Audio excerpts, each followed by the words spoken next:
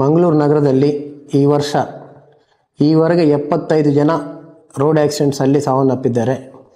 ಅದರಲ್ಲಿ ನಾವು ಅನಲೈಸ್ ಮಾಡಿದಾಗ 70 ಆಕ್ಸಿಡೆಂಟ್ಸ್ ಕೇವಲ ರ್ಯಾಶ್ ಅಂಡ್ ನೆಗ್ಲಿಜೆಂಟ್ ಡ್ರೈವಿಂಗ್ ಇಂದ ಆಗಿದ್ದು ಕಂಡು ಬರ್ತಾ ಇದೆ. ಇದರಲ್ಲಿ ಮೆಜಾರಿಟಿ ಕೂಡ ಯೂತ್ ಆಗಿದ್ದಾರೆ, ಲೆಸ್ ದ್ಯಾನ್ 30 ಇಯರ್ಸ್ ಏಜ್. ಅದರಲ್ಲಿ ಕೂಡ higher percentage less than 25 years age ನಮ್ಗೆ ಕಂಡು ಬಂದಿದ್ದಾರೆ. ಆದ್ದರಿಂದ ಎಲ್ಲರಿಗೆ ನಾವು ರಿಕ್ವೆಸ್ಟ್ ಮಾಡೋದು, ಮುಖ್ಯವಾಗಿ ಪೋಷಕರಿಗೆ ಕೂಡ ರಿಕ್ವೆಸ್ಟ್ ಮಾಡೋದು, ಯಾರಿಗೆ ನೀವು ವೆಹಿಕಲ್ ಕೊಡುವಾಗ ಅವರಷ್ಟು ರ್ಯಾಶ್ ಆಗಿ ಹೋಗದಂಗೆ ನೋಡ್ಕೋಬೇಕು.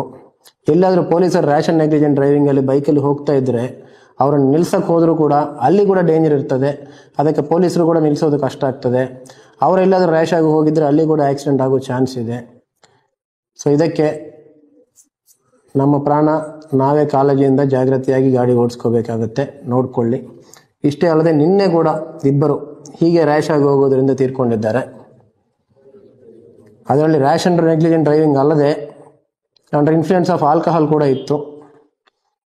ಈ ವರ್ಷ ಆಗಿದೆ ಆಕ್ಸಿಡೆಂಟ್ಸ್ ಅಲ್ಲಿ 4 ಜನ ಆಲ್ಕಹಾಲ್ ಇನ್ಫ್ಲೂಯೆನ್ಸ್ ಅಲ್ಲಿ ಗಾಡಿ ಓಡಿಸಿದ್ದು ಸಾವನ್ನಪ್ಪಿದ್ದಾರೆ. ಸೊ ಯಾವುದೇ ಕಾರಣಕ್ಕೆ ಕೂಡ ನೆಗ್ಲಿಜೆಂಟ್ ಆಗಿ ರ್ಯಾಶ್ ಆಗಿ ಗಾಡಿ ಓಡಿಸಬೇಡಿ.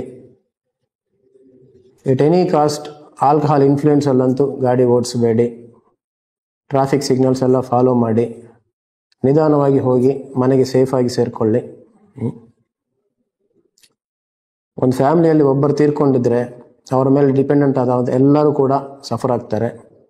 ಸೊ ಇದನ್ನು ಅರ್ಥ ಮಾಡಿಕೊಂಡು ಎಲ್ಲರೂ ಕೂಡ ನಿಧಾನವಾಗಿ ಚಲಿಸಿ.